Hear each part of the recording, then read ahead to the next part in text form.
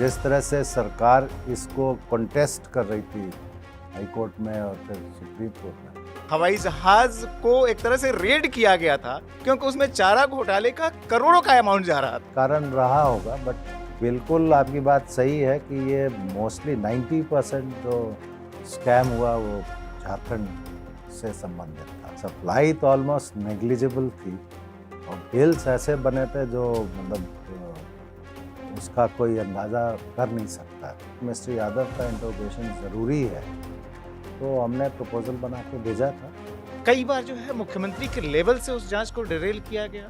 PAC का किस्सा तो अलग ही था कि पीएसी जब भी कोई जांच शुरू होती थी सारे कागज खुद ले लेती थी और फिर कोई जांच नहीं करती थी। उसके बाद मुझे अभी भी याद है, वो दिल्ली गए, अगले दिन छुट्टी का दिन था, उन्होंने अपना ऑफिस खोला और फिर finally he pass the order और चार्जशीट। बात करते करते मेरे मुंह से निकल गया था कि आप लोगों ने ये गाय का चारा खाया है, पशु का चारा खाया है, ये इससे बढ़ के अधर्म नहीं हो सकता। उसके नाम पे पैसा बनाया तो ये बहुत गलत बात है। पैसे का लालच वो तो खैर ही है, डर भी काफी था।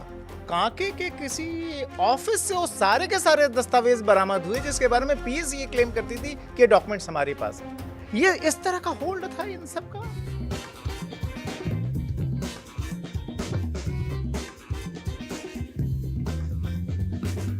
संवाद की इस कड़ी में बातचीत उस अधिकारी से जिसने 1990 के दशक में न सिर्फ बिहार बल्कि उसके बाद गठित हुए झारखंड बल्कि देश की राजनीति में भी भूचाल ला दिया। मामला क्या था? चारा घोटाला। जी हां, भारत में जब भी घोटाले की बात होती है प्रमुख घोटालों में से एक होता है चारा घोटाला। चारा घोटाला के आरोपी बने लालू प्रसाद यादव, जो कि बिहार के 1990 से मुख्यमंत्री थे।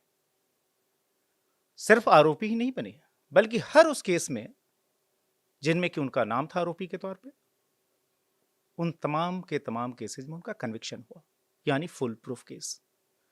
जांच जिस अधिकारी ने की, लंबे समय तक वो अधिकारी भारतीय पुलिस सेवा के अधिकारी, 1984 बैच गुजरात काडर, सीबीआई में 1992 में गए, 10 साल तक लगातार सीबीआई में रहे, एसपी से डीआईजी तक का प्रमोशन हासिल किया और उस दौरान इस जैसे कई और घोटालों की जांच की। हम बात कर रहे हैं राकेश अस्थाना की, जो आज हमारे साथ मौजूद हैं। उस चारा घोटाले के बारे में बातचीत करने के लिए, उसकी जांच के उन पहलुओं के बारे में जानकारी देने के लिए जो कि आम जनता की निगाहों से अब भी ओझल है। अस्थाना साहब, स्वागत है आपका। नमस्कार, थैंक यू। मैं आपसे ये जानना चाह रहा था कि आपने पढ़ाई लिखाई अपनी रांची में की, बल्कि वहां पढ़ा भी रहे थे जब आपका भारतीय पुलिस सेवा के लिए चयन हुआ। आप उसी जगह पे लौट के गए, बगल में धनबाद में 1992 में, जब आप गुजरात से डेपुटेशन पर आए सीबीआई में। उस समय क्या अंदाजा था कि 4 साल बाद कुछ ऐसा होने वाला है जिसमें कि आप अहम किरदार प्ले करेंगे और वो फिर उस घटना और उस घोटाले के साथ उसके जांचकर्ता के नाम पर आपका नाम जुड़ जाएगा, उसको लॉजिकल एंड तक लेके जाने में सीबीआई को कामयाबी मिलेगी और वो केस जो है बिहार की राजनीति ही को नहीं, देश की राजनीति को भी इतने बड़े पैमाने पर प्रभावित करेगा? देखिए, आपको मैं बताता हूँ, मैंने जब डेपुटेशन के लिए अप्लाई किया था 92 में, बल्कि 91 में ही मैंने अप्लाई किया था, तो उसका कुछ व्यक्तिगत कारण था। लेकिन जब मेरी पोस्टिंग धनबाद में हुई थी तो मेरी माताजी और मेरे पिताजी काफ़ी परेशान थे, बिकॉज धनबाद को वैसे भी काफ़ी बदनाम जगह माना जाता है, कोल माफियाओं का शहर था। कोल माफियाओं का शहर। और उस वक्त अगर आपको याद हो तो मैंने मई 92 में ज्वाइन किया था, कुछ दिन पहले ही, कुछ महीने पहले ही शायद, वहाँ पे सीनियर एसपी थे रणधीर वर्मा, जी उनका एक एनकाउंटर में शहीद हुए थे वो। तो किसी भी पेरेंट्स के दिमाग में ये चीज़ें रहती हैं कि सीबीआई में डेपुटेशन पे जा रहे हैं, धनबाद में जा रहे हैं, और सीबीआई में डेपुटेशन तो ऐसा होता है जिसमें कोई पुलिस का प्रोटेक्शन होता नहीं है। तो मेरी माँ काफ़ी परेशान थी, लेकिन फिर मैंने कहा कि अब नौकरी करनी है तो, और घर के नज़दीक अगर रहना है तो धनबाद हो या रांची हो, करेंगे। तो आप जैसा कह रहे हैं, इट्स ए प्रोविडेंस बेसिकली। मुझे उस वक्त ये कतई अंदेशा नहीं था कि इतने बड़े बड़े केसेस हैंडल करने का मौका मिलेगा। घर के अंदर नज़दीक रहना हो, चूँकि घर तो रांची में था। सना साहब के बारे में बता दूँ कि आपकी पढ़ाई नेतरहाट स्कूल से हुई, जहाँ पर आपके पिता खुद शिक्षक थे। नेतरहाट उस समय जो है बिहार झारखंड के का सबसे प्रमुख स्कूल था, टॉपर्स का स्कूल माना जाता था। बल्कि कहा जाता था कि आप नेतरहाट से अपनी पढ़ाई पूरी करते थे, पटना साइंस कॉलेज में आते थे और वहाँ से जो है या तो बहुत बड़े टेक्नोक्रेट बनते थे या फिर आईएएस, आईपीएस। एक तरह से यह एक चेन था, इतना मशहूर था विद्यालय। रांची में आप सेटल हुए थे, परिवार आपका सेटल हुआ था। वहाँ पर मैंने जैसा पहले ही बताया, आईपीएस बनने के पहले वहाँ पढ़ा रहे थे आप, वहाँ के कॉलेज में। और इस लालच में आप गए कि डेपुटेशन पे जाता हूँ तो रांची जाता हूँ, लेकिन आप धनबाद चले गए। आप पहुँचे धनबाद में 1992 में, और ये जो मामला जो है, यह जो फूटा, हालाँकि इसकी चर्चा तो हो रही थी। अखबार छाप रहे थे, रांची का अखबार प्रभात खबर काफ़ी ज़ोर-शोर से इसको छाप रहा था, लेकिन कुछ हो नहीं रहा था। और आखिरकार जो है पहले पटना हाई कोर्ट, जो कि पीआईएल्स गई हुई, फिर सुप्रीम कोर्ट ने उसको कंफर्म किया और 96 में सीबीआई को इसकी जांच की जिम्मेदारी मिली। इसके सिर्फ 2 महीने पहले जो है बिहार पुलिस ने इस मामले में एफआईआर रजिस्टर की थी।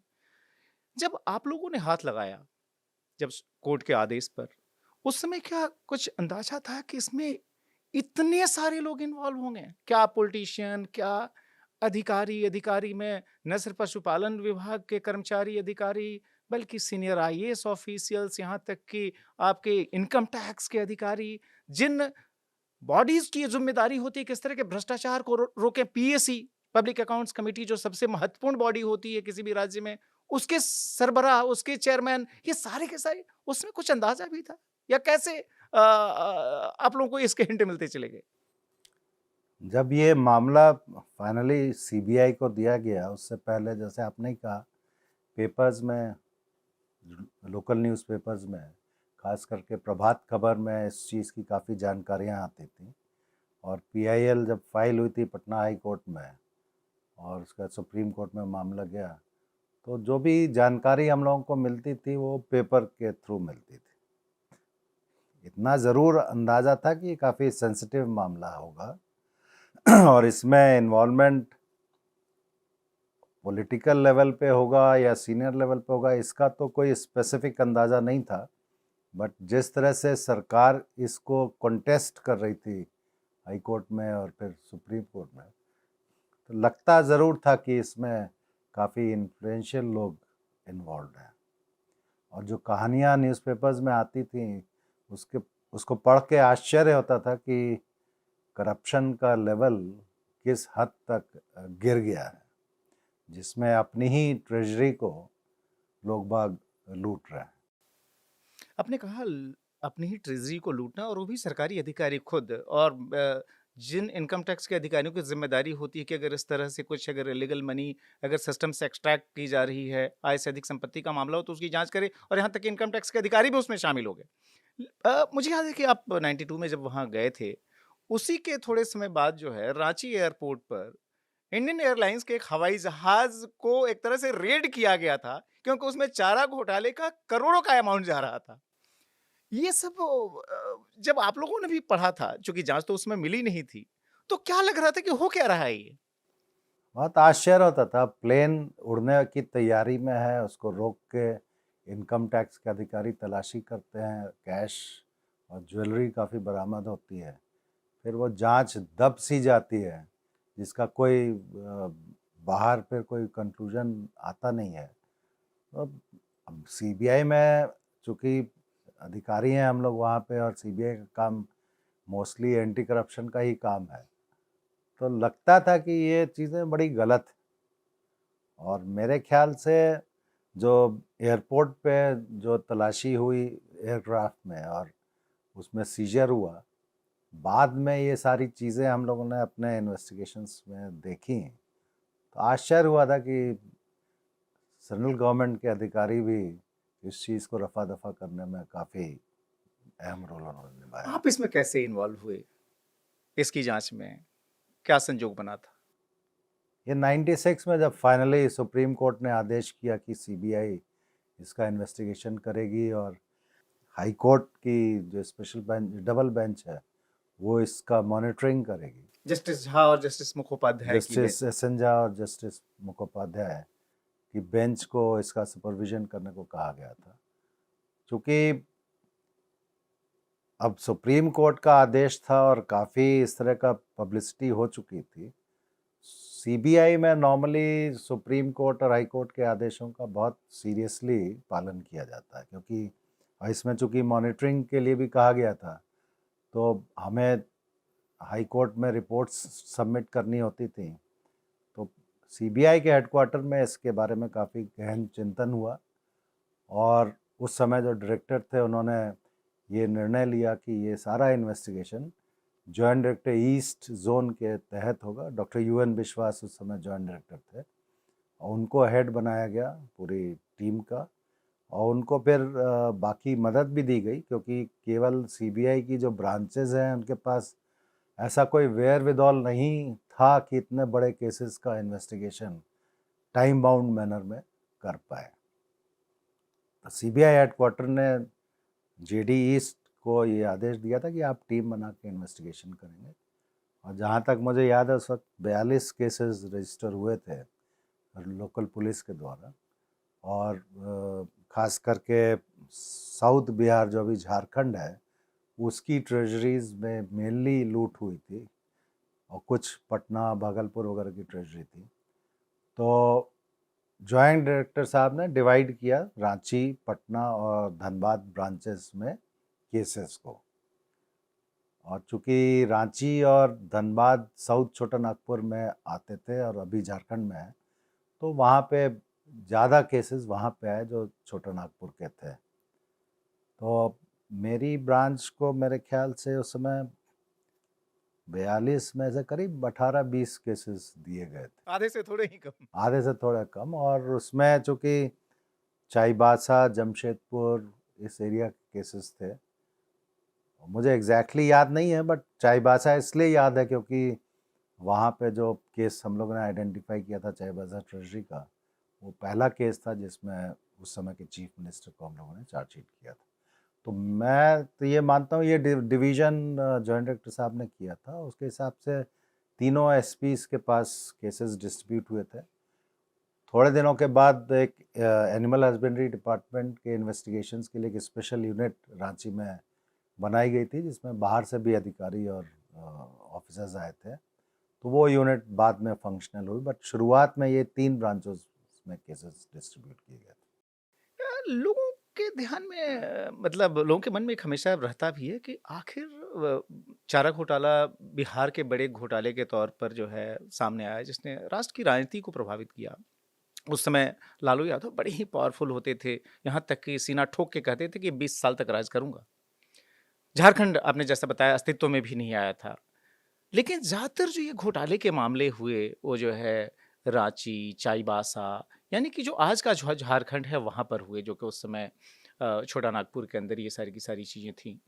क्या वजह थी कि नॉर्थ बिहार, अगर उस समय के बिहार के हिसाब से बात करें या आज के बिहार की बात करें, तो आज का जो बिहार है उसके हिस्सों में ये घोटाले कम हुए, और जो आज का जो झारखंड है वहाँ पर जो है ये घोटाले ज़्यादा हुए? जो ये किंगपिन्स थे उनके दिमाग में क्या था? क्या जल्दी एक्सपोज नहीं होना वो चाह रहे थे, या उनको लगता था कि इधर किसी का ध्यान नहीं जाएगा, क्योंकि झारखंड उस समय भी बड़ा बैकवर्ड माना जाता था?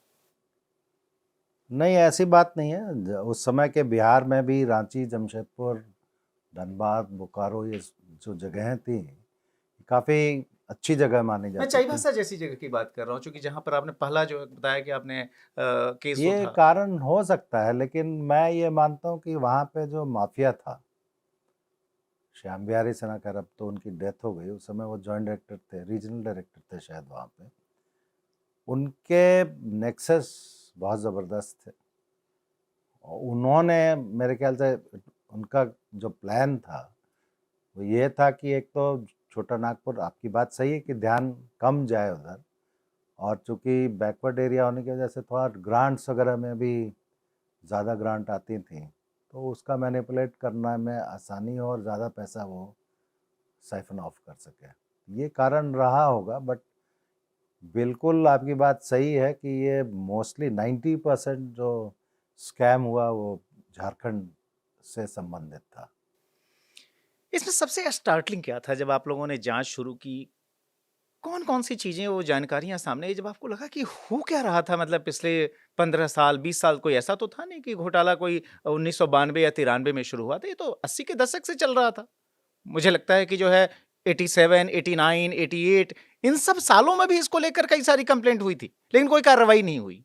बिल्कुल। तो ये हो क्या रहा था कि किसी का ध्यान इधर जा ही नहीं रहा था? नहीं, इसमें जब इन्वेस्टिगेशन शुरू हुआ, सीबीआई जनरली इन्वेस्टिगेशन शुरू करती है तो पहले डॉक्यूमेंट्स कलेक्ट करती है, हम लोग पढ़ते हैं, उस पर विचार होता है। तो जो भी डॉक्यूमेंट्स कलेक्ट हुए पुलिस से या एनिमल हस्बेंड्री डिपार्टमेंट से, उनका जब एनालिसिस हुआ, हम लोगों ने पढ़ा, तो एक चीज़ बहुत ही स्टार्टलिंग बाहर निकल के आई कि सप्लाई तो ऑलमोस्ट नेग्लिजिबल थी और बिल्स ऐसे बने थे जो मतलब उसका कोई अंदाज़ा कर नहीं सकता है। और वो जब देखा गया कि ऐसा मिसमैच क्यों हुआ, तो ये दिखाई दिया कि जो बजट अलॉटमेंट लेटर्स थे उन्हीं में फोर्जरी कर दी है। अब अगर 1 लाख रुपया अलॉटेड है एक पर्टिकुलर डिस्ट्रिक्ट को, तो वो 1 लाख को 1 करोड़ कर दिया गया या 10 करोड़ कर दिया गया, तो वो भी फर्जी हो गया, बिल भी फर्जी हो गए, सप्लाई भी फर्जी हो गई और ट्रेजरी से पैसा निकल गया। ट्रेजरी से पैसा निकल गया और जो checks and balances government of India में है ट्रेजरी के ऊपर, वो भी काम नहीं किए। तो ये चीज़ बड़ी स्टार्टलिंग थी कि ये पूरा जो सिस्टम था, it was a very well oiled system of looting the government treasury. और जो भी मास्टरमाइंड रहे उस समय, वो एनिमल हस्बेंड्री डिपार्टमेंट के जो माफिया थे, रांची बेस थे, उन लोगों ने ऐसा प्लानिंग की और थोड़ा बहुत डेफिनेटली उनका सीनियर लेवल पे कनेक्शन था और ब्यूरोक्रेसी में भी और पॉलिटिकल लेवल पे भी। तो अब बहुत ही व्यवस्थित तरीके से ये साइफनिंग हुई और really it was revelation for us कि इस तरह की चीज़ें भी हो सकती हैं। ये कैसे ध्यान में आया कि आप सप्लाई, आपने कहा कि सप्लाई भी पूरी तरीके से फर्जी हो रही थी, सप्लाई हो ही नहीं रही थी, सब कुछ कागज़ों में ही था। ये सब चीज़ें कैसे ध्यान में आई कि स्कूटर पर भैंसें ढोई जा रही थी, साइकिल पर ढोई जा रही थी, मोटरसाइकिल पर मतलब ट्रक की जगह जो है साइकिल, मोटरसाइकिल, स्कूटर ये सब मतलब कुछ भी। सीबीआई के इन्वेस्टिगेशन में चीज़ें बहुत बारीकाई से देखी जाती हैं और बिल में जो भी गाड़ी के नंबर लिखे गए थे, तो नेचुरल है इन्वेस्टिगेटिंग ऑफिसर वो नंबर को पता तो करेगा कि भाई किस ट्रक में या किस तरह से माल आया या गया। तो बड़ा आश्चर्य तब हुआ जब ये नंबर फर्जी निकले और काफ़ी नंबर्स ऐसे निकले जो स्कूटर के हों, टू व्हीलर्स के हों या टेम्पो के, थ्री व्हीलर्स के हों, जिसमें आप आजकल ऑटो रिक्शा बोलते हैं। बहुत ही कम नंबर ऐसे थे जिसमें ट्रक्स के नंबर निकले और चारा मतलब जो फॉर्डर है वो तो उसका वॉल्यूम ही इतना होता है कि ये टू व्हीलर पे तो आ नहीं सकता है। तो ये चीज़ काफ़ी क्रूड मैनर में की गई थी, इन लोगों को लगा होगा कि कभी ये जाहिर नहीं होगा, इस वजह से किया। लेकिन जो भी प्लानिंग की, बढ़िया प्लानिंग की, लेकिन अपना वो छोड़ तो जाते हैं निशान। तो इन्वेस्टिगेशन में यही सब चीज़ें हम लोग ढूंढते हैं सीबीआई में। ये आप लोगों को कब रियलाइज़ हुआ जाँच के दौरान कि खुद राज्य के मुख्यमंत्री की इसमें इन्वॉल्वमेंट है? चूँकि ये कोई छोटी-मोटी बात नहीं होती। आज भी जो है जब सीबीआई केसेज़ इन्वेस्टिगेट करती है और राज्य के सरबराह की तरफ, अगर चीफ मिनिस्टर की तरफ उँगली जाती है, तो राजनीतिक विवाद तो हो ही जाते हैं, भले ही सच्चाई जो भी हो। उस समय आप लोगों को कब अंदाज़ा लगना शुरू हो गया कि राज्य के मुख्यमंत्री और जो कि उस समय लालू प्रसाद यादव थे, वो खुद इसमें इन्वॉल्व्ड हैं? ये चीज़ें जब पेपर्स हम लोगों ने देखे, इसमें कंप्लेंट्स जैसा आपने कहा बहुत पहले से हो रही थी और कंप्लेंट्स का कुछ होता नहीं था। और जब गवर्नमेंट की फाइल्स मंगाई फाइनेंस डिपार्टमेंट की और सेक्रेटेरिएट की, तो ये पता चला कि बड़ा व्यवस्थित तौर पे उन चीज़ों को दबाया जा रहा था। फॉर एग्जांपल मान लीजिए कंप्लेंट हुई और उसकी इंक्वायरी विजिलेंस ने की, जो डीजी विजिलेंस के तहत जो डिपार्टमेंट, अब विजिलेंस को चीज़ें पता चल रही थी, उससे पहले ही विधानसभा में मामला खड़ा करके मामला पीएसी को दे दिया गया। आप जानते हैं पीएसी में एक बार मामला चला गया तो इन्वेस्टिगेशन स्टेट पुलिस नहीं कर पाएगी, वो दबा हुआ है महीनों सालों में। तो ये सारी चीज़ें निकल के आने लगी तो पता मतलब उससे यही लगा कि पॉलिटिकल इन्वॉल्वमेंट के बगैर ये सब चीज़ें संभव नहीं है। और जब इन आरोपियों की पूछताछ हुई और इन लोगों ने रिवील किया कि किस तरह से कॉन्स्पिरेसी थी और किस तरह से क्विड प्रो क्यो था, तो बहुत क्लियर हो गया कि इसमें इन्वॉल्वमेंट पॉलिटिकल भी है। आपने आरोपियों की बात की, तो फर्ड स्कैम में जो सबसे बड़े आरोपी बने वो लालू प्रसाद यादव बने, जो उस समय बिहार के मुख्यमंत्री थे। उनसे आपने पूछताछ की थी। राज्य के मुख्यमंत्री से पूछताछ करना, वो भी लालू यादव जैसे पावरफुल मुख्यमंत्री से, जिनके बूते उस समय केंद्र में देवगौड़ा की सरकार चल रही थी। ये क्या आसान था? कैसे जो है आप लोगों ने ये डिसाइड किया? क्या कोई प्रेशर भी था कि आप उनसे पूछताछ न करें? प्रेशर कोई नहीं था। इन्वेस्टिगेशंस जो थे काफ़ी मीडिया में इसका काफ़ी एक्सपोजर भी था, मीडिया काफ़ी फॉलो करती थी। और मीडिया अपार्ट हाई कोर्ट और supreme court, high court monitored investigation था, तो इन्वेस्टिगेशन को बहुत सही तरीके से पूरी तरीके से करने की जवाबदारी थी। और तीसरी बात यह है कि सीबीआई का इन्वेस्टिगेशन डॉक्यूमेंट बेस्ड इन्वेस्टिगेशन होता है, जिसमें आप कोई चीज़ छिपा ही नहीं सकते। अगर मिस्टर यादव का रोल निकल के आ रहा है, चीफ मिनिस्टर का आ रहा है, दूसरे मिनिस्टर्स का आ रहा है, तो उसको आपको आप छिपा नहीं सकते हैं उस चीज़ को। और सीबीआई में एक सिस्टम बड़ा अच्छा है कि इसमें आईओ से लेके डायरेक्टर तक डिफरेंट लेवल्स होते हैं, और जो आईओ होता है जिसको जवाबदारी होती है इन्वेस्टिगेशन करने की, वो उसके सुपरवाइजरी ऑफिसर, जैसे as SP I was there, immediate supervisory officer, तो वो हमें तय करना होता था कि ये इन्वेस्टिगेशन किस तरह से आगे बढ़ाना है। और चूँकि इसकी रिव्यू होता था जॉइंट डायरेक्टर के लेवल पे काफ़ी रेगुलरली, तो सारी चीज़ें हम लोग रखते थे, तो जॉइंट डिस्कशन होता था। जब ये मौका आया कि मिस्टर यादव का इंट्रोगेशन ज़रूरी है, तो हमने प्रपोज़ल बना के भेजा था ब्रांच से, और हेडक्वार्टर में डायरेक्टर ने अप्रूव किया था, उसके बाद उनका इंट्रोगेशन हुआ था। एक चीज़ बताइए, जो है सो चारा घोटाले की जांच में बहुत सारे सीबीआई के अधिकारी शामिल थे। आपको ही ये ज़िम्मेदारी क्यों मिली इंट्रोगेशन के लिए? क्योंकि ये जो चाईबासा वाला केस जिसमें हम कॉन्स्पिरेसी, लार्जर कॉन्स्पिरेसी का एंगल देख रहे थे, वो धनबाद ब्रांच से इन्वेस्टिगेट हो रहा था। मैं इमीडिएट सुपरवाइजरी ऑफिसर था, और चूंकि सर्विंग चीफ मिनिस्टर को एग्जामिन करना है, तो सीबीआई में ये सिस्टम है कि वो इंस्पेक्टर या डिप्टी एसपी लेवल का अधिकारी इतने हाई फंक्शनरी को, जो पॉलिटिकल लीडर भी है, जाके नहीं पूछताछ कर सकता। ये चीज़ें ऐसी हैं जिसमें बहुत तरीके से जो उनका पद की गरिमा है उसको भी बना के रखना है, कोई बदतमीज़ी नहीं करनी है, और हमें अपना जो क्वेश्चंस पूछने हैं उसके आंसर लेने हैं, तो वैसे क्वेश्चन पूछे जाएं जो ज़रूरी हों। तो इन सब चीज़ों को ध्यान में रख के ये तय किया गया था कि ये जो टीम, इन्वेस्टिगेटिंग टीम है, और जो पूछताछ करने जाएगी उसका हेड एसपी को रहना पड़ेगा। तो एसपी सीबीआई धनबाद के तौर पे मैं था, तो मैं गया था वहाँ पे। ये पूछताछ मुझे याद है पटना में हुई थी, और कोई गेस्ट हाउस था जहाँ पर कि ये पूछताछ हुई हाँ, थी। गेस्ट हाउस था, वाल्मी गेस्ट हाउस था, वहाँ पे हुई थी। कितनी देर तक आपने लालू यादव से पूछताछ की थी, और क्या था लालू यादव का एटीट्यूड उस समय जब आप उनसे सवाल पूछ रहे थे? वो पूरा अनुभव कैसा रहा था, अगर थोड़ा बता सकें? देखिए, ये पूछताछ सीबीआई के लिए भी बहुत इम्पोर्टेंट थी, इन्वेस्टिगेशन के लिए।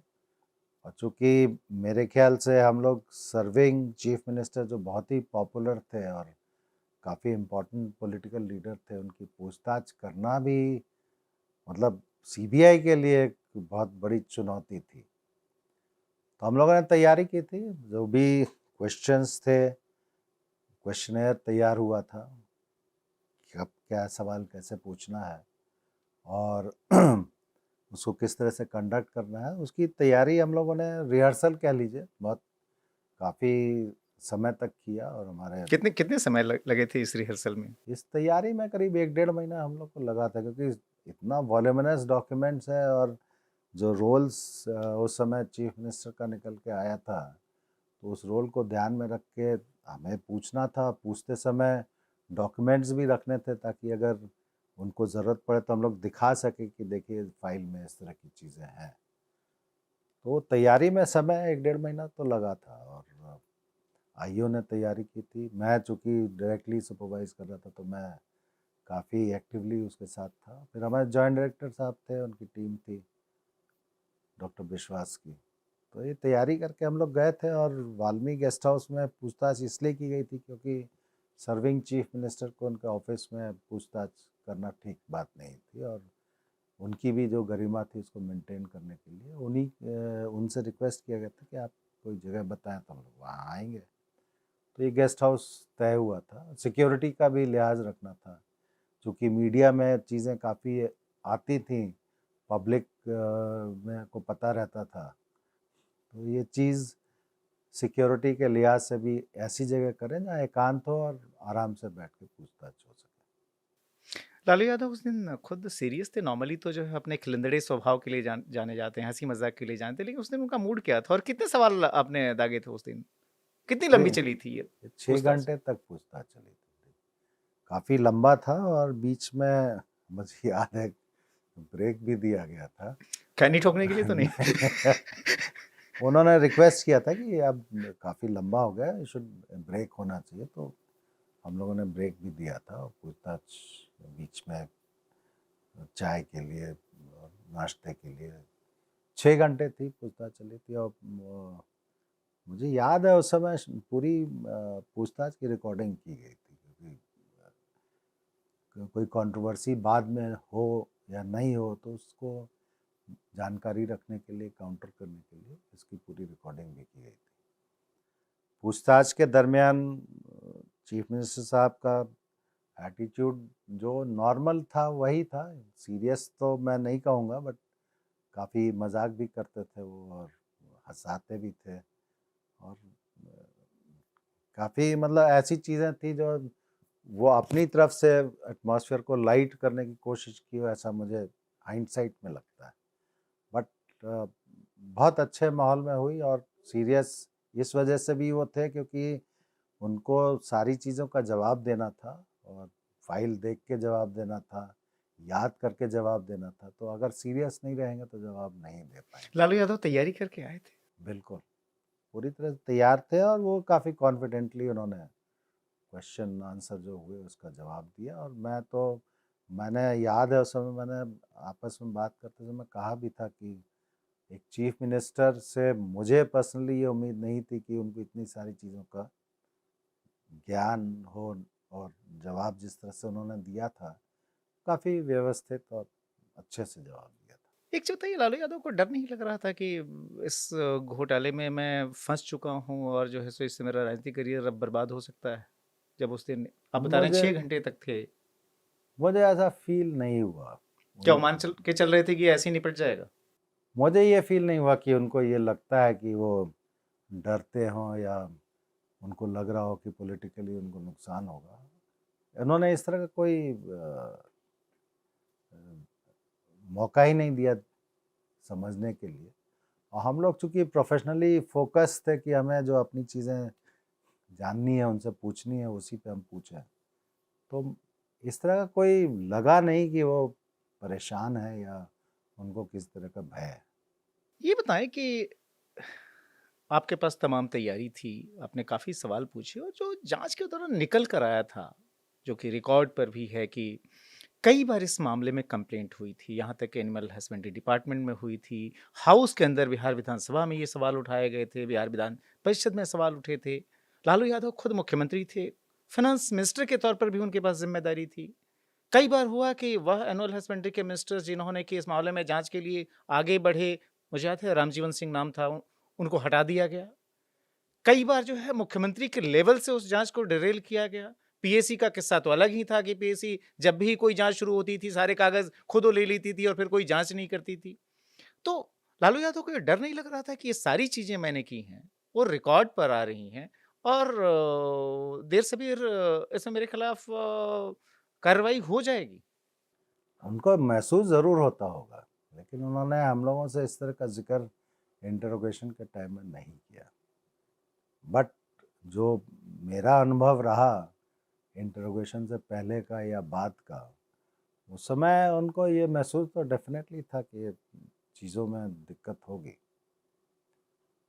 मुझे ये बताएं कि आपने पूछताछ की, उसके बाद एक स्टेज वो भी आया जबकि आप लोगों ने लालू यादव बिहार के सर्विंग चीफ मिनिस्टर थे, आप लोगों ने उनको अरेस्ट करने की सोची।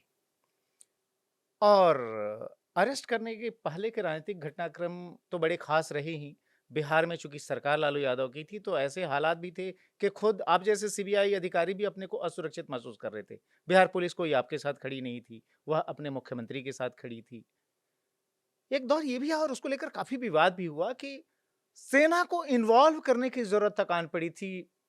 पटना हाई कोर्ट में शायद सीबीआई के ही एक अधिकारी गए कि जो है हमें सेना की मदद लेनी पड़ेगी उनको अरेस्ट करने के लिए, और इसको लेकर एक अलग से जांच शुरू हुई सीबीआई के अधिकारियों के खिलाफ। मुझे याद है कि डॉक्टर एवन विश्वास के खिलाफ भी इसको लेकर जांच हो गई कि आपने सेना को कैसे इन्वॉल्व करना चाहा। क्या ऐसी परिस्थिति उस समय बन गई थी कि जिसमें इस तरह की चीज सोची गई कि हमें सेना की मदद लेनी पड़ेगी? या अनहियर्ड सी चीज है। ये सवाल काफ़ी पर्टिनेंट है। और जब सीबीआई ने डिसाइड किया था उनको अरेस्ट करने के लिए, तो हम लोग ने तैयारी कर ली थी और बताया भी था। लेकिन उससे पहले उन्होंने बेल पिटिशन मूव करके इंटरिम बेल सुप्रीम कोर्ट से लिया था, तो उस समय हम लोग अरेस्ट नहीं कर पाए थे, बिकॉज सीबीआई ने उस समय ये विचार किया था कस्टोडियल इंटरोगेशन की ज़रूरत है। फिर सुप्रीम कोर्ट में ये मामला चला, 5-6 दिन के बाद फिर से मैटर आया।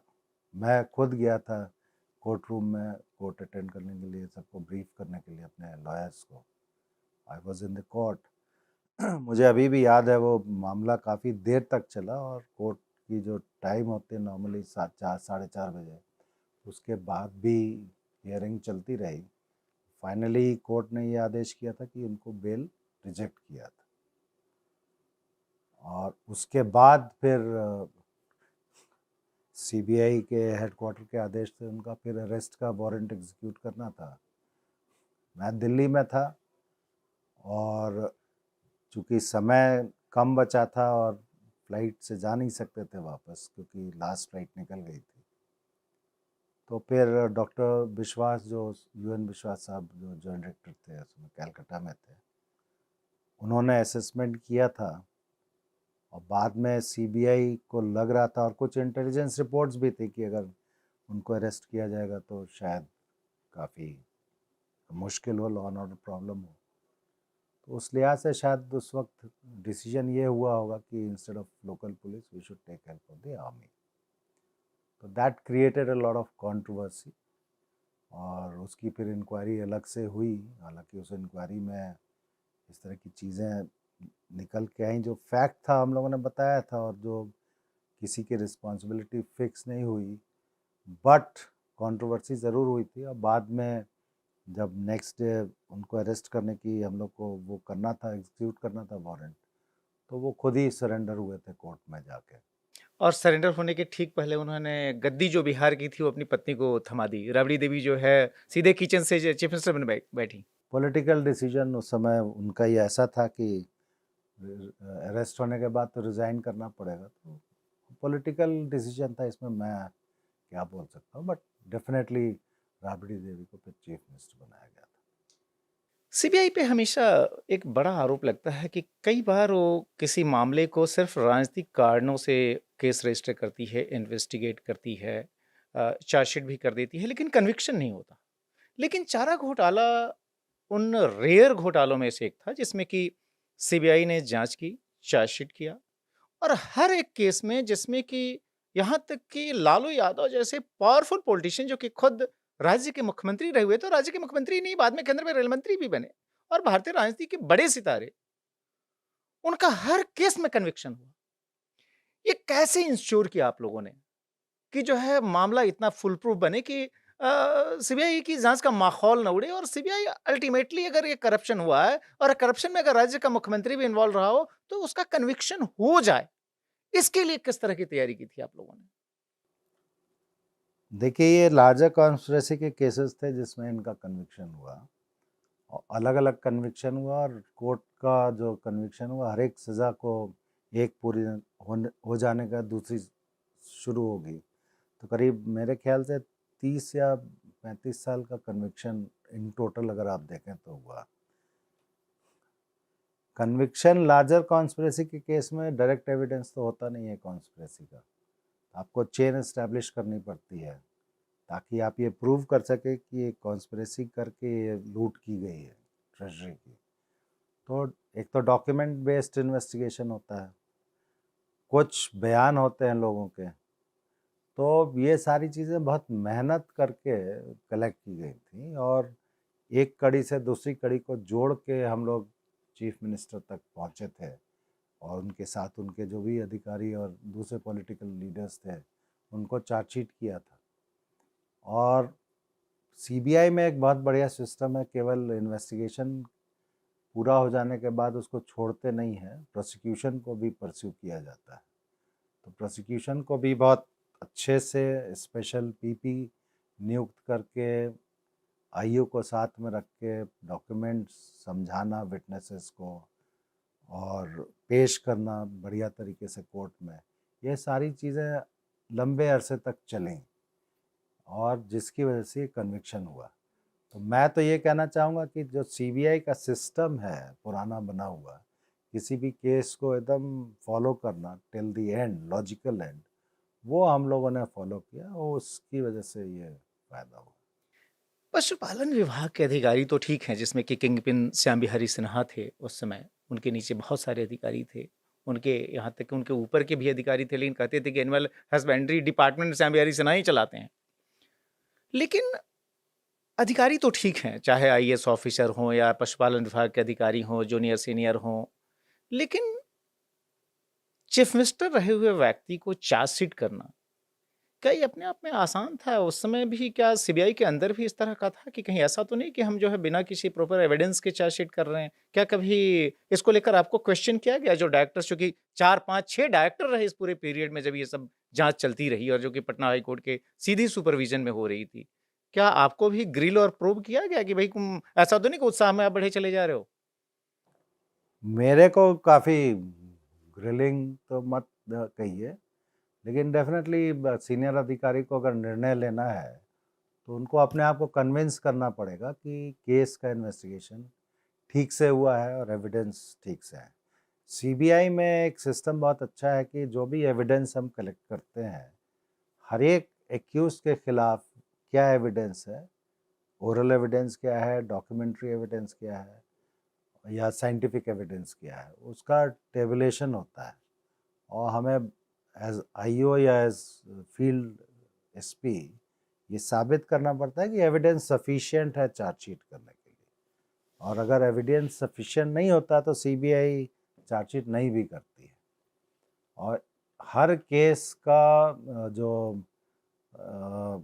स्क्रूटनी है वो हर लेवल पे, जैसे मैं समझा देता हूँ आपको, मैं ब्रांच में एसपी हूँ, तो आईओ जो भी तैयारी करेगा वो ब्रांच में पीपी या एपीपी होते हैं, वो उस चीज़ को पहले लीगली देखते हैं कि साउंड है कि नहीं, फिर एसपी देखता है, उसके बाद वो हमारी रिपोर्ट बन के जाती है डीआईजी के पास, तो डीआईजी के साथ डीएलए होते हैं, वो पहले वो एग्जामिन करते हैं, फिर डीआईजी एग्जामिन करता है, फिर वो अपनी रिपोर्ट बना के हेड ऑफिस में भेजते हैं, जहाँ पे जॉइंट डायरेक्टर बैठते हैं, उनका एएलए होता है, एडिशनल लीगल एडवाइज़र, वो उस चीज़ को देखता है, फिर जॉइंट डायरेक्टर देखते हैं, फिर वो जाता है डायरेक्टर के पास, उस बीच में एडिशनल डायरेक्टर या स्पेशल डायरेक्टर अगर हैं और वो देख रहे हैं, तो वो लीगल एडवाइज़र या एडिशनल लीगल एडवाइज़र उनको मदद करते हैं, तो वो चीज़ें वो स्क्रूटिनाइज करते हैं, फिर वो एडिशनल डायरेक्टर या स्पेशल डायरेक्टर उसको अपना कमेंट के साथ डायरेक्टर के पास भेजता है। डायरेक्टर भी निर्णय लेने से पहले लीगल एडवाइज़र, जो एक बहुत सीनियर लॉ ऑफिसर होते हैं, उनको दिया जाता है डिस्पैशनेटली इस चीज़ को देखने के लिए, पूरे केस को। उसके बाद फिर डायरेक्टर के पास जाता है, तब डायरेक्टर जो चीज़ अप्रूव करते हैं, चार्जशीट करना है या नहीं करना है, किस एक्यूज को चार्जशीट करना है, किस एक्यूज को नहीं करना है, वो डायरेक्टर का कॉल होता है। तो ये जितनी भी चैनल हैं, इसमें हर चैनल में मेरे को आईओ को लेके जाना पड़ता था कन्विंस करने के लिए, लॉ ऑफिसर्स को भी और उनके जो सुपरवाइजरी ऑफिसर हैं उनको भी। This happened right up to the director. तो ग्रिलिंग तो नहीं कह सकते हैं, बट मेरे को कन्विंस करने के लिए काफ़ी मेहनत करनी पड़ी, और वो आईओ को भी, नेचुरली आईओ का ही काम है ये, बट चूँकि सीनियर ऑफिसर और सीनियर लॉ ऑफिसर को प्रेजेंट करना है, तो I as SP cutting as level पे आई शुड बी प्रिपेयर्ड। तो ये सारी चीज़ें हुई। अब मुझे याद है ये जो पहला केस जो हम लोगों ने जिसमें चार्जशीट करना था, उसके रिव्यू के लिए हमारे उस समय के डायरेक्टर साहब आए थे कैलकाटा। कौन थे वो डायरेक्टर? डॉक्टर ये जोगिंदर सिंह साहब थे। तो ही केम टू कैलकाटा, वो जॉइंट डायरेक्टर के ऑफिस में उनको आना था, तो मेरे को भी बुलाया गया था उनको प्रेजेंट करने के लिए केस की क्या एविडेंस है क्या नहीं है। तो एयरपोर्ट से उतर के वो गेस्ट हाउस में आए, फिर उनको शायद रामकृष्ण मिशन में जाना था, जो वहाँ से 20-22 किलोमीटर दूर था, फिर लौट के आना था, तब जॉइंट डायरेक्टर के ऑफिस में। तो वो जब जा रहे थे तो उन्होंने मेरे को कहा था कि आप गाड़ी में बैठ जाओ मेरे साथ, और जॉइंट डायरेक्टर साहब भी थे, तो मैं आगे की सीट में बैठ गया था। उसके बाद जाना 22 किलोमीटर, आना 22 किलोमीटर, वो पूरा केस उन्होंने मेरे से डिस्कस किया। मैंने एक्सप्लेन किया कि एविडेंस क्या है क्या नहीं है, लीगैलिटी क्या है, और कैसे डॉक्यूमेंट्स हैं।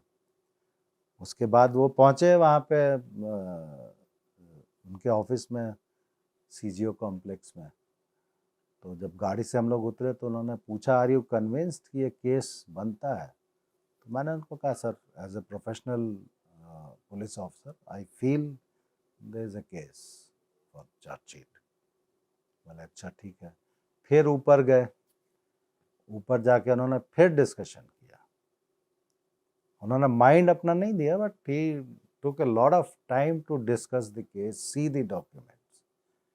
उसके बाद मुझे अभी भी याद है, वो दिल्ली गए, अगले दिन छुट्टी का दिन था, उन्होंने अपना ऑफिस खोला और बुलाया, और फिर finally he pass the order for chargesheeting. तो ये सीबीआई में किसी एक आदमी के कहने से नहीं होता, it has to be a joint effort. और जब तक एविडेंस नहीं है किसी, और ख़ास करके इतने इम्पोर्टेंट केसेस में पॉलिटिकल लीडर के अगेंस्ट में, तो कोई भी चार्जशीट करने के लिए नहीं कह सकता है। लेकिन अगर डॉक्यूमेंट्स हैं, एविडेंस है, तो ये कहना कि एविडेंस नहीं है चार्जशीट नहीं होगा, ये भी बड़ा मुश्किल है। CBI is a very professional organisation. मुझे याद है जोगिंदर सिंह साहब के बारे में कई तरह की बातें लोग बात करते थे, but in this particular case he was convinced and he took it call. ये बताएं कि चूंकि ये बहुत लंबी इन्वेस्टिगेशन चली थी, चार्जशीट की स्टेज फिर आई, हाई प्रोफाइल लोग इन्वॉल्व थे, यहाँ तक कि जो घोटालेबाज थे, जो उनके किंगपिन थे श्याम बिहारी सिन्हा का रसूख ये था कि वो अपने हिसाब से सब कुछ बदल सकते थे। डायरेक्टर अपना चेंज कर लेते थे, मंत्री तक बदल देते थे खुद अपना। नीचे जो है कंप्लीट कंट्रोल था, जो सारे कर्मचारी थे उनके घरेलू नौकर की तरह काम कर रहे थे। यहाँ तक कि इनकम टैक्स ने जब छापा मारा, उन्होंने इनकम टैक्स में भी चेंज करवा दिया, अपने फेवरेबल ऑफिसर को ट्रांसफर करवा के लेके आए। पीएससी पूरी तरीके से उनके कंट्रोल में थी, जिस पीएससी के बारे में माना जाता है कि भाई ये लेजिस्लेचर की वो बॉडी है जो किस तरह के करप्शन केसेस में बहुत स्ट्रांगली एक्ट करेगी। दूसरी तरफ लालू यादव थे, बिहार के चीफ मिनिस्टर थे। क्या इस पूरे दौरान, चाहे ये सब बड़े घोटालेबाज थे या फिर इस तरह की पॉलिटिकल लीडरशिप थी, डायरेक्ट इनडायरेक्ट धमकी, थ्रेट, लालच, ये सब या इंटिमिडेट करने की कोशिश, ये हुई या नहीं हुई? फेस करना पड़ा? बिल्कुल हुई। हर तरह के हथकंडे अपनाए लोगों को प्रेशराइज करने के, डराने के, धमकाने के। मैं जो personally I got calls for intimidation calls. किसने किया था? अब ये मैं नहीं बताऊंगा। कुछ बड़े लोग थे? काफ़ी बड़े लोग थे, एंड नेता भी थे? हाँ नेचुरली। मंत्री भी थे? हाँ हाँ, पॉलिटिकल लीडर, मुख्यमंत्री भी? मैं आप प्लीज़ मेरे को ये मत बोलिए, बट एक नहीं कम से कम 3 बार मेरे को इस तरह के, वो भी रात में कॉल्स आते थे। उस समय मोबाइल का ज़माना नहीं था, तो लैंडलाइन पे कॉल्स आते थे, एंड आई हैंडल इट। क्या कहा जाता था? अब आप पिक्चरों में देखते हैं। डायलॉग तो बता दीजिए, चूँकि खुद आप रांची में रहे हुए हैं, वहाँ तो भोजपुरी वगैरह काफ़ी चलती है बिहार में। भोजपुरी नहीं, लेकिन हिंदी में ही बोलते थे, बोले कि ब्रदर न्याय चाहिए, आप देखिए, आप कर सकते हैं, मतलब इनडायरेक्ट थ्रेट कि अगर आप नहीं करेंगे then you will have to face the music. मेरा आईओज को कुछ मतलब केसेस में भी इन्वॉल्व करने की कोशिश की, बट हुआ नहीं। और मैं एक चीज़ मानता हूँ कि ऑल सडन डन जो सिस्टम था बिहार का, एडमिनिस्ट्रेटिव सिस्टम या पुलिस का सिस्टम, वो ऐसा नहीं था कि आउट ऑफ वे जाके हम लोग को हैरेस करने की कोशिश कर रहा हो। या नेचुरल है, कोई भी इन्फ्लुएंशियल आदमी या सीनियर आदमी या इन्वॉल्व है या फंस रहा है, तो कोशिश करता है किसी तरह से समझा बुझा के, ल्योर करके, डरा धमका के चीज़ें करा लें, लेकिन वो हुई नहीं, बिकॉज सीबीआई का फंक्शनिंग इज कोशिश हुई थी। कोशिश डेफिनेटली हुई थी, बट ये किसने की क्या की वो डिटेल में नहीं बता पाऊंगा आपको। ये बताएं, जब आप लोगों ने मामले को इन्वेस्टिगेट किया, चूँकि लंबे समय से ये घोटाला चल रहा था, यहाँ तक कि जगन्नाथ मिश्रा जब चीफ मिनिस्टर थे उस समय भी ये चल रहा था। उसके बाद से जो है लालू यादव के चीफ मिनिस्टरशिप के दौरान ये कंटिन्यूड रहा। कई पीआईएल्स हुई, उसके पहले डिपार्टमेंट को कंप्लेन की गई, कुछ हो नहीं रहा था। क्या समझ में आया आप लोगों को जांच के दौरान, अगर लब्बो लुआब हम ये कहें, कि ये घोटाला कैसे किया जाता रहा, क्यों लंबे समय तक यह छुपा रहा, और इसका मैग्नीट्यूड कितना बड़ा था, और ये किस किस तक इसका पैसा गया? देखिए, चूंकि केस अब फाइनलाइज हो गया, सज़ा भी हो गई, और जो हमारा इन्वेस्टिगेशन का निचोड़ था वो ये था कि कॉन्स्पिरेसी टॉप से लेकर नीचे तक थी, लोग बाग इन्वॉल्व थे, क्विड प्रोक्यो भी था, पैसे दिए गए, फैसिलिटीज़ दी गई, बेनिफिट्स दिए गए, और वो उस वक्त बड़े क्रूड मैनर में दिया था, इसलिए बहुत सी चीज़ें हम लोग ने पता भी कर लिया, एविडेंस भी कलेक्ट कर लिया। और ये चीज़ केवल लालू प्रसाद यादव जी के टाइम में हुई ऐसा नहीं है, ये पहले से चल रहा है जैसा आप बता रहे थे, और मेरे ख्याल से 1980s में ही ये चीज़ शुरू हो गई थी, और तब से ये चल रही थी, जो कंटिन्यू किया टिल 1994-5 तक, जब ये पीआईएल हुई। काफ़ी बड़ा अमाउंट साइफन ऑफ हुआ। हम लोगों ने तो जो कैलकुलेट किया था सबसे करीब 950 करोड़ का घोटाला था उस वक्त, और काफ़ी चीज़ें रिकवर भी हुई, प्रॉपर्टी सीज भी हुई, और इसका मैग्नीट्यूड बहुत ज़्यादा था, क्योंकि जो लोग इन्वॉल्व थे वो हर एक लेवल पे लोग बाग इन्वॉल्व थे। 1996 में सीबीआई को इसकी जांच मिली थी, और आप लोगों ने इसकी जांच शुरू की पटना हाई कोर्ट और फिर सुप्रीम कोर्ट के आदेश पर। इस घोटाले के किंगपिन जिनकी हम बार बार चर्चा कर रहे हैं, श्याम बिहारी सिन्हा, कुछ और भी उस वक्त महत्वपूर्ण नाम थे जिनके नोटोरियस एक्ट ने सबको हिला दिया था। कैम प्रसाद, एक पावर ब्रोकर था दीपेश चांडक, ऐसे बहुत सारे लोग थे। करोड़ों का वारा न्यारा उस समय जो आप लोगों का एस्टिमेट था 950 से लेके 1000 करोड़ रुपए का घोटाला, जो कि मतलब 80 के दशक में शुरू हुआ था, और 1996 में जब आप लोगों ने जांच शुरू की सीबीआई की तरफ से, तब जाकर वो बंद हुआ। ये सब ये पैसे का कर क्या रहे थे, और पैसे, जाहिर है ये कोई अमाउंट, छोटी अमाउंट नहीं थी। इसको क्या ये अपने घर में रखे हुए थे, बैंकों में किसी तरीके से लेके जा रहे थे, हवाला के जरिए बाहर भेज रहे थे, फिर अंदर मंगा रहे थे? हमने सुना कि गोल्ड बॉन्ड, यहाँ तक कि एनआरआई बॉन्ड, विदेश से भी जो है कई सारे अलग अलग तरीके से, फिल्मों में भी ये पैसा लगा। ये हुआ क्या कैसे इसमें? देखिए, इसमें जितने लोगों ने पैसे बनाए, प्रॉपर्टीज़ में तो लगा ही पैसे, मकान है, ज़मीन है, जायदाद है, ज्वेलरीज में, ये जैसे किंग पिन जिनके नाम आप ले रहे हैं, इन्होंने ज्वेलरीज भी काफ़ी खरीदी, बॉन्ड्स खरीदे, फिल्मों में लगाया, इनके बच्चों ने अपने बिजनेस शुरू किए, उसमें लगाया, पैसा बाहर भी गया। बाहर से अब कैसे रूट होकर अंदर आया, वो तो ये इनकम टैक्स और ईडी उस वक्त इन्वेस्टिगेट कर रहे थे, वो केसेस अभी भी चल रहे होंगे। तो पैसा बहुत ही बड़े स्केल पे प्रॉपर्टीज बनाने में, इन्वेस्टमेंट में लगा। और फिल्म इंडस्ट्री में पैसा लगाना उस समय हम लोग सोच भी नहीं सकते थे, बट इन लोगों ने लगाया। ये सारी पिक्चर बनाने की कोशिश की जिसमें इनके बच्चे खुद एक्टिंग करें, इस तरह की भी चीज़ें हैं। और काफ़ी पैसा खर्च हुआ। ये इनके शौक किस तरह के थे जिसके ऊपर पैसे खर्च किए। हमने शौक की बात की, क्या-क्या इनके नवाबी शौक थे? हमने सुना कि ये काफ़ी अधिक पैसा ये बॉलीवुड की अभिनेत्रियों तक पे इन्होंने खर्च किए, मुजरे से लेकर तमाम चीज़ें। हाँ, ये programmes, musical programme, dance programme arrange करना, ये सारा करते थे वो। और बड़े-बड़े कलाकार उसमें आए। हाँ, बड़े कलाकार आते थे, उसकी रिकॉर्ड्स हैं उस समय। आज उनका नाम लिया जाए तो शायद हंगामा मच जाए। खैर, अब चूंकि हम लोगों ने वो चार्जशीट वगैरह नहीं किया है और उनको एक्यूज नहीं बनाया था उस वक्त, और सिर्फ and use of money find out करने के लिए चीज़ें पता की गई थी। रिकॉर्ड पे तो हैं, लेकिन नाम ले नहीं सकते आप। ये बताएं कि पैसा चूंकि बड़ी अमाउंट थी, आपने कहा कि फिल्मों में लगाया, सोना खरीद लिया।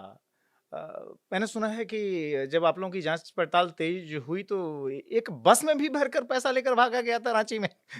ये किस्सा क्या हुआ था? वो समय आया था पेपर में, बस में पैसा लेके भागे थे, फिर जला दिया, फेंक दिया, फिर वो रिकवरी भी हुई।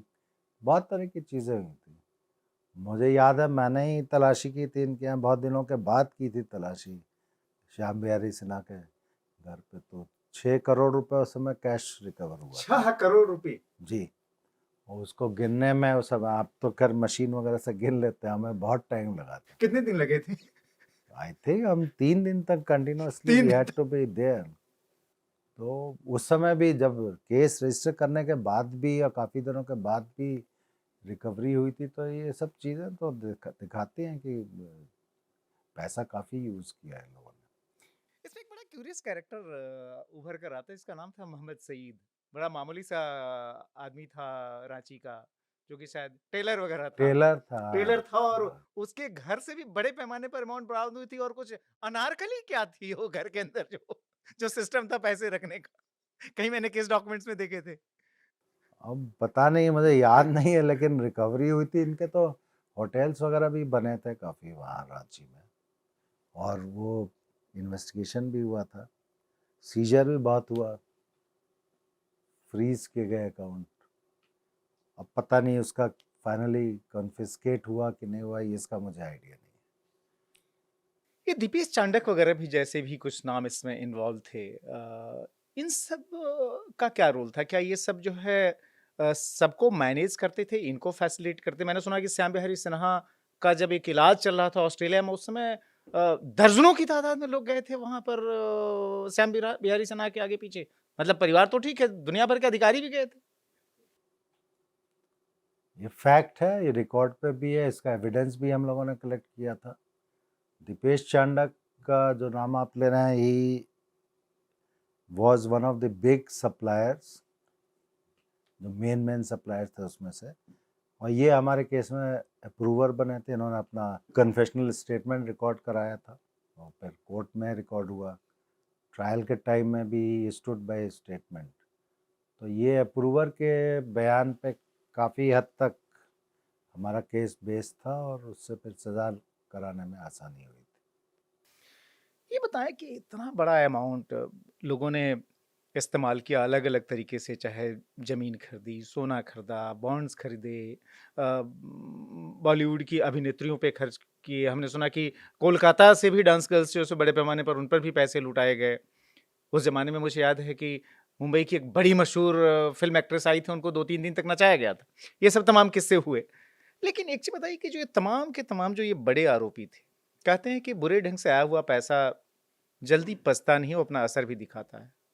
क्या इन सबके हश्र बड़े बुरे हुए? श्याम बिहारी सिन्हा की तो मैंने सुना कि बड़े बुरे ढंग से मौत हुई। बाकी कई परिवार टूटे मैंने सुना उसमें। देखिए, बहुत बुरा तो हुआ, इसमें कोई शक नहीं है। मैं आपको एक छोटा सा किस्सा बताता हूँ।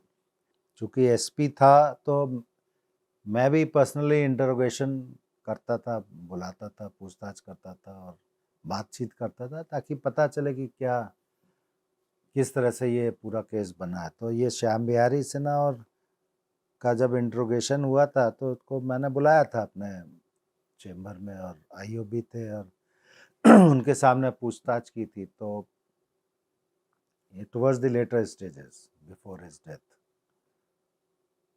ये भी थे, कृष्ण मोहन प्रसाद भी थे।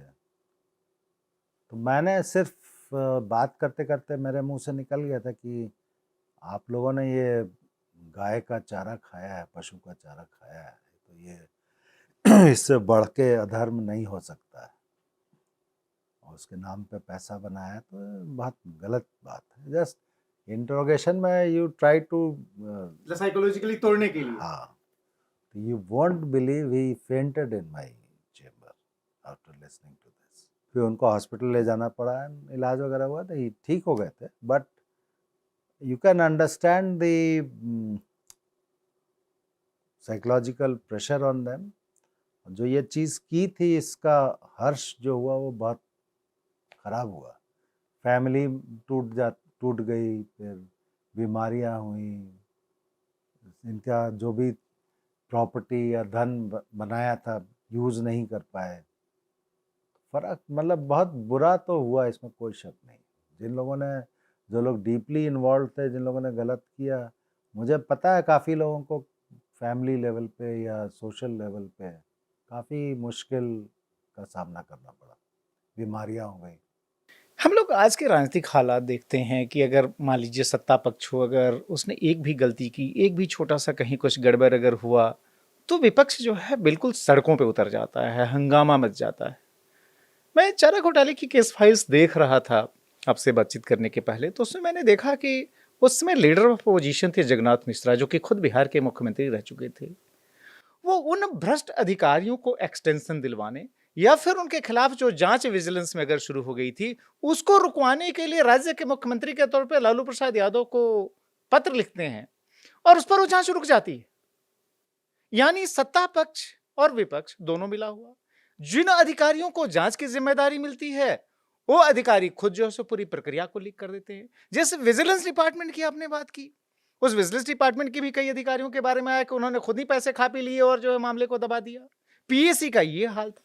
तो इतना सिस्टम करप्ट कैसे हुआ? ये हैंड इन ग्लोव्स, ये सिर्फ पैसे का असर था या जो हम कहते हैं ना कि बिल्कुल मोरालिटी का खत्म हो जाना, क्या था ये? क्या समझ में आया आप लोगों को कि कम से कम कोई एक तो खड़ा होता उसमें? मुझे लगता है कि जो एक व्यक्ति खड़ा हुआ शायद वो वीएस दुबे थे, जो फाइनेंशियल कमिश्नर थे उस वक्त, जिन्होंने कि एक तरह से इस केस को पहली बार उजागर किया और डिसिसिवली आगे बढ़े।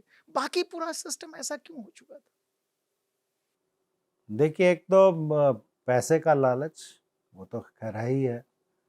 डर भी काफ़ी था अधिकारियों में, या जो लोग इस चीज़ को उजागर करना चाहते थे या इसमें सहभागी नहीं बनना चाहते थे, उनको डर ज़रूर था, बहुत भय था। मुझे अभी भी याद है, विजिलेंस में एक इंस्पेक्टर लेवल का अधिकारी था जिसने उस वक्त भी कंप्लेंट की थी और काफ़ी बोल्डली इस चीज़ को फेस किया था। वो आदमी भी लगभग टूट सा गया था। हम लोगों ने पूछताछ की, प्रमोशन नहीं देना, ट्रांसफ़र कर देना, हैरान करना, तो ये चीज़ें थी। मिस्टर दुबे जो चीफ सेक्रेटरी हुए और बाद में हुए जी। फाइनेंस कमिश्नर थे, ही टुक ए वेरी बोल्ड स्टेप कि इस चीज़ की इंक्वायरी कराई और डिस्ट्रिक्ट एडमिनिस्ट्रेशन को प्रेशराइज किया पता करने के लिए क्या है। उसके बाद से चीज़ें निकलनी शुरू हो गई। ऐसा नहीं है कि पूरा सिस्टम ही कॉम्प्रोमाइज था। गिने चुने अधिकारी थे मुझे लगता है जिन्होंने किस, अदरवाइज इतना लंबा खिंचता ये 1980 में नहीं, एक मैं तो उस समय काफ़ी लोगों से मिला भी, जो अधिकारी थे उनको, मतलब हाँ ये ज़रूर था, वो खड़े रह गए, डर के मारे हट गए या चुपचाप बैठ गए। लेकिन थे ऐसे अधिकारी जो एक्शन लेना चाहते थे लेकिन कर नहीं सकते थे, सिस्टम ही ऐसा था। क्योंकि खुद राज्य का मुख्यमंत्री इसमें खुद इन्वॉल्व था, इसलिए पॉलिटिकल ये कनेक्शन हर एक को तो नहीं पता था कि चीफ मिनिस्टर इन्वॉल्व है, लेकिन जो एनिमल हस्बेंड्री डिपार्टमेंट के ऑफिसर्स के जो पॉलिटिकल कनेक्शन थे या सीनियर अधिकारियों के साथ कनेक्शन के, जो चाहते थे वो करा लेते थे। आप ही ने कहा कि ट्रांसफ़र करा दिया, अपने अधिकारी ले आए, या पीएससी में केस पेपर ट्रांसफर कर, तो जो देखता था दूर से उसको तो लगता होगा ना कि ये बहुत पावरफुल व्यक्ति है। पीएससी पे याद आया कि हर बार जब जांच शुरू होती थी पीएससी कह देती थी कि हम इसकी जांच कर रहे हैं और आप सारे केस पेपर्स दे दीजिए। जबकि शायद आप ही लोगों ने जब जांच शुरू की इस मामले की तो कांके के किसी ऑफिस से वो सारे के सारे दस्तावेज बरामद हुए जिसके बारे में पीएससी ये क्लेम करती थी कि डॉक्यूमेंट्स हमारे पास हैं। ये इस तरह का होल्ड था इन सब का, घोटालेबाजों का। वो कागज पे दिखा देना कि पीएससी में पेपर्स चले गए हैं, पेपर्स एक्चुअली उनके ऑफिस में है। ये सारी चीज़ें तो रिकॉर्ड पे है, आई बाद में निकल के आया। और पीएससी के चेयरमैन भी इसमें इन्वॉल्व थे, उनको भी पैसे जाते थे चारा घोटाला के। वो तो फैक्ट है, वो चीज़ें प्रूव हुई बाद में। एक आर के राणा नाम का कैरेक्टर जो है सो काफी इसमें उछला। वो विधायक रहे थे लालू प्रसाद यादव के साथ, वो पढ़े भी थे बताते हैं। उनकी भूमिका क्या थी? क्या वो भी जो है एक तरह से किंगपिन ही थे इसको मैनेज हाँ, करने में? पूरा कॉन्स्पिरेसी में he was one of the main conspirators. He was, मतलब उनका श्याम बिहारी सिन्हा और चीफ मिनिस्टर के बीच के कंडुइट का कहते रोल प्ले करते थे बेसिकली।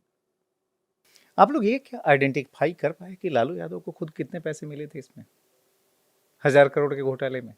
ये तो रिकॉर्ड पे होगा, मुझे याद नहीं है, बट चूंकि सजा हुई है तो डेफिनेटली क्विड प्रो क्यो में पैसे गए होंगे, बेनिफिट्स लिए होंगी, फैसिलिटीज ली होंगी। लेकिन क्या प्रॉपर्टी बनी और क्या रिकवर हुआ वो इस वक्त मुझे याद नहीं है, बट इतना ज़रूर है कि उन तक जो भी एविडेंस हमारे पहुंचे थे वो काफ़ी सॉलिड एविडेंस। मुझे याद है कि 3 अक्टूबर 2013 को पहला कन्विक्शन हुआ था इस मामले में, और मुझे अगर ठीक ठीक याद है तो आप उस समय सूरत के पुलिस कमिश्नर थे हाँ बिल्कुल। जब आपको ये खबर हाँ, मिली थी। कैसा महसूस हुआ, क्योंकि 10 साल आप सीबीआई में जो आपका फर्स्ट डेपुटेशन था उसमें रहे, उसमें 1996 से लेकर 2002 तक, जबकि वापस आप सीबीआई से नहीं गए, मोटा मोटी अगर देखा जाए तो 6 साल उस केस में इन्वॉल्व रहे लगातार, और एक इक्का दुक्का केस नहीं, दर्जनों केसेस। और उसमें जाकर जो है 2013 में जाकर कन्विक्शन होता है। एक लंबी प्रक्रिया रही मेरे ख्याल से जो चली 13 4 17 साल। और राज्य का मुख्यमंत्री रहा हुआ व्यक्ति, जो कि देश का रेल मंत्री भी रहा हो, पावरफुल पॉलिटिशियन रहा हो, फाइनली कन्विक्ट हुआ। क्या बहुत अंदर से उस दिन खुशी हुई थी, संतोष हुआ था कि एक चीज जो हम लोगों ने शुरू की थी और जिसमें इतना सारा थ्रेट हमें फेस करना पड़ा, इतनी मेहनत करनी पड़ी, इतना प्रेशर था, वो फाइनली लॉजिकल एंड तक गया? बिल्कुल, as a professional police officer जो सेटिस्फैक्शन होना चाहिए बिल्कुल हुआ था। इतनी मेहनत की और अगर कन्विक्शन नहीं हो तो फ़ायदा क्या है? तो कन्विक्शन हुआ तो उससे डेफिनेटली सेटिस्फैक्शन तो बहुत हुआ, इसमें कोई शक नहीं। अब ऐसा नहीं कि केवल श्री यादव का ही कन्विक्शन हुआ। ये हर एक केस में 50 से ऊपर एक्यूज है, हर एक का कन्विक्शन होना ये बहुत बड़ी बात है। मैं तो ये कहना चाहूँगा कि इंडिया के हिस्ट्री में, पॉलिटिकल या जो भी क्रिमिनल इन्वेस्टिगेशन की हिस्ट्री में आज तक ऐसा नहीं हुआ कि इतने बड़े लेवल के करप्शन केसेस में, जिसमें हर एक केस में 50 से ज़्यादा एक्यूज्ड हो या नंबर ऑफ एक्यूज बहुत ज़्यादा हो, हर एक को सज़ा हुई हो और 100% कन्विक्शन हुआ हो। बहुत कम, बहुत रेयर, मतलब नहीं हुआ है इस तरह से, आप उठा के देख लीजिए। और पॉलिटिकल लीडरशिप का उस समय मेरे ख्याल से पहला कन्विक्शन था। एक चीज बताइए, लंबे समय तक आपने इन्वेस्टिगेशन किया, कन्विक्शन हुआ, देश की राजनीति बदल गई उस घोटाले की जांच के बाद, लालू यादव को सफ़र करना पड़ा पॉलिटिकली। बहुत सारे अलायंसेस नए बने, बिगड़े, कुछ पार्टियां इमर्ज हुई, ये सब कुछ हुआ, कुछ कमज़ोर हुई। आज जब उस घोटाले की हम लोग बात कर रहे हैं, एक कौन सी सबसे इंटरेस्टिंग चीज़ आपको आज भी याद आती है जब भी चारा घोटाले की बात आती है, वो दिमाग में सबसे पहले कौन जाता है? देखिए, इस के इन्वेस्टिगेशन के दरमियान काफ़ी सीनियर अधिकारियों ने या फिर हमारे कलीग्स ने या बाहर जो भी पुलिस ऑफिसर्स वगैरह चर्चा वर्चा होती, तो उस समय एक चीज़ बहुत जो इम्पोर्टेंट मेरे को अभी भी याद आती है, ये है कि हमारे जो जॉइंट डायरेक्टर थे डॉक्टर UN विश्वास, he stood like a rock. and he not only guided us but किसी भी दिक्कत में, मुश्किल के समय में he really took a stand. वैसा बहुत कम होता है। दूसरी तरफ ये भी है कि बहुत से लोगों ने रिडिक्यूल भी किया। आपको इन्वेस्ट, मुझे अभी भी याद है when I was leaving CBI in 2002, तो मुझे ये कहा गया था एक बहुत सीनियर अधिकारी ने कि तुम लोगों को इन्वेस्टिगेशन करना नहीं आता है। अच्छा। जी, मुझे कहा कि तुमको इन्वेस्टिगेशन करना नहीं आता, तुमने जबरदस्ती चार्जशीट की। ये भी है। ये भी है कि जब सुप्रीम कोर्ट में हम लोग पैरवी के लिए जाते थे तो उस वक्त जो भी लीगल लिमिनरीज जिनको हम लोग ब्रीफ करते थे, उनका कई दफ़े एटीट्यूड ऐसा होता था जैसे हम ही क्राइम करके आए। अच्छा, जी, मतलब आपका केस ढंग से लड़ने की जगह आपको क्वेश्चन कर किया जाता हाँ, मैंने ये क्या एविडेंस है, इसमें क्या होगा, इस टाइप की चीज़। तो ये सारी चीज़ें दोनों तरह की चीज़ें हैं, but as a professional police officer is a part of the game. Occupational hazards हैं, you have to face it. उससे सीखने को भी मिलता है, उससे आपका अपना एक जो वजूद है या जो आपकी एक वो भी मजबूत होता है कि नहीं, मैंने जो किया है ठीक है। और जब कन्विक्शन होता है, कोर्ट उस चीज़ को अपहेल करती है, तो डेफिनेटली उस समय लगता है कि हाँ, मैंने जो स्टैंड उस समय लिया था वो सही था। एक तरफ प्रोफेशनल सेटिस्फैक्शन, दूसरी तरफ क्या कभी ऐसा लगा कि कोई बॉडी हार्म कर देगा, कोई मार देगा? चूंकि सीबीआई के अधिकारी जाहिर है कोई सुरक्षा घेरा के साथ चलते नहीं हैं, अनाम नहीं होते हैं हमेशा। फैमिली लाइफ पर कोई असर, बच्चों की, चूंकि आपके बच्चे भी, आप भी, आपकी उम्र कम रही होगी, बच्चे भी छोटे रहे होंगे, क्या उनको लगा कि कहीं उनको तो नुकसान कोई नहीं देखिए, पहुंचा देगा? जिस एज में मैं फर्स्ट फेज में सीबीआई में गया क्या था, उम्र थी आपकी? मैं हार्डली उस समय 31-32 साल का रहूँगा जब ज्वाइन किया, 31 ईयर्स। और जब ये इन्वेस्टिगेशन शुरू हुआ उस समय 96 में, आई वाज 35। तो मेरे बच्चे बहुत छोटे थे, मतलब स्कूल में थे, और डॉटर तो बहुत ही छोटी थी। ये और उस समय बिहार, आप चूँकि बिहार से, आपको पता है कि माहौल किस टाइप का लॉ एंड ऑर्डर की सिचुएशन थी। हालांकि ऊपर के लेवल पर पता नहीं चलता है, बट किडनैपिंग, लूटपाट और ये सब चीज़ें, मर्डर्स वगैरह हुआ करते थे।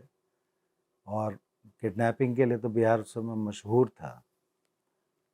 सीबीआई में नॉर्मली पुलिस का कोई प्रोटेक्शन होता नहीं है, कोई आप फोर्स लेके चल नहीं सकते।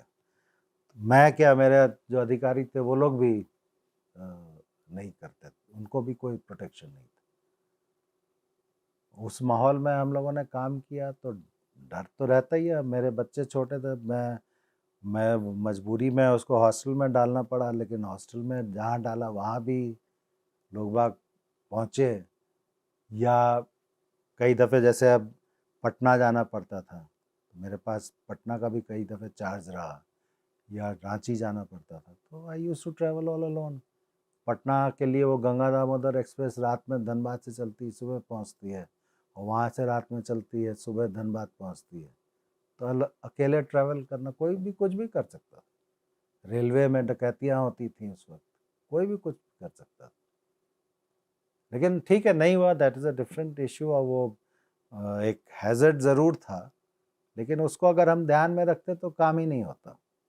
परिवार को झेलना पड़ा, इसमें वाइफ है, बच्चे हैं, इनको जो प्रेशर था वो तो वही लोग समझ सकते हैं ना।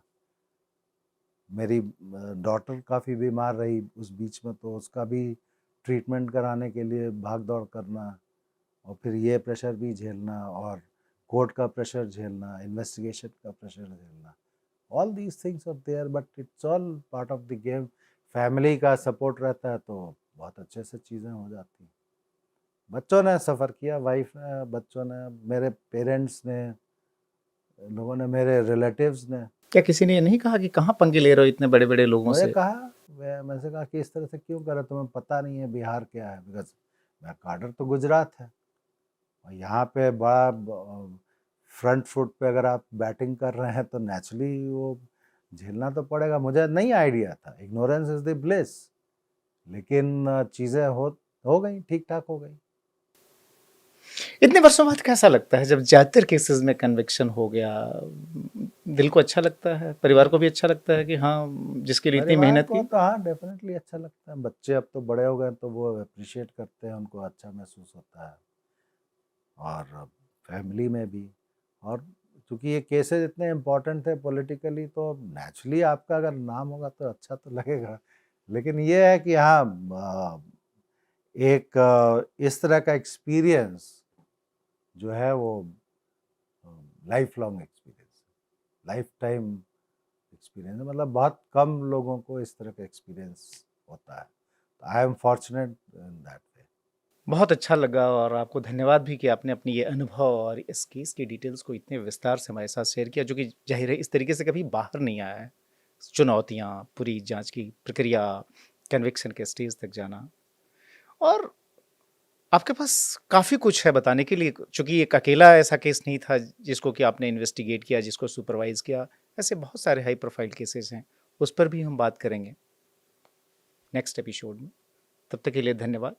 वैसे मैं जानकारी के लिए बता दूं कि राकेश अस्थाना वो अधिकारी रहे जिन्होंने कि सिर्फ चारा घोटाला की ही जांच नहीं की, उसको सुपरवाइज नहीं किया, उसी की वजह से चर्चित नहीं रहे, बल्कि जिस बिहार में, जो कि बाद में एक हिस्सा उसका झारखंड बन गया, जब वहाँ पर पोस्टेड थे 10 साल रहे, एसपी के तौर पे गए थे, डीआईजी के तौर पे वापस लौटे, 10 साल के उस कार्यकाल के दौरान सिर्फ चारा घोटाले की ही जांच नहीं की, कोलतार घोटाला बहुत बड़ा घोटाला था उस जमाने का, चिरूडीह केस एक था, फिर पुरुलिया आर्म्स ड्रॉप केस थे, गुजरात लौटे उसके बाद से 2002 में जो गोधरा कांड हुआ था उसकी भी जांच को आपने सुपरवाइज किया, और सीबीआई से तो खास नाता ही रहा। जो करियर के आखिरी के कुछ वर्ष थे उसमें फिर सीबीआई में आए, और एक तरह से कह सकते हैं कि सीबीआई के इतिहास में उन गिने चुने अधिकारियों में से रहे जिन्होंने कि हर लेवल पर सर्व किया, क्या एसपी, क्या DIG, IG, additional DG, DG, चूंकि सीबीआई में डायरेक्टर का रोल होता है, जो डीजी लेवल पोस्ट है, सीबीआई के इंचार्ज डायरेक्टर भी रहे। और वही नहीं, देश के गिने चुने पुलिस अधिकारियों में से हैं जिन्होंने कि 5-5 सीपीओ यानी सेंट्रल पुलिस ऑर्गेनाइजेशंस जो हैं उनको हेड किया, और इस दौरान बहुत सारे ऐसे हाई प्रोफाइल केसेस रहे जिसकी या तो आपने सीधे सीधे जांच की या फिर उस जांच को सुपरवाइज किया, दिशा दी, तमाम प्रेशर्स को झेलते हुए। इन सब पर हम अगले कुछ एपिसोड्स में बात करेंगे। फिलहाल इतना।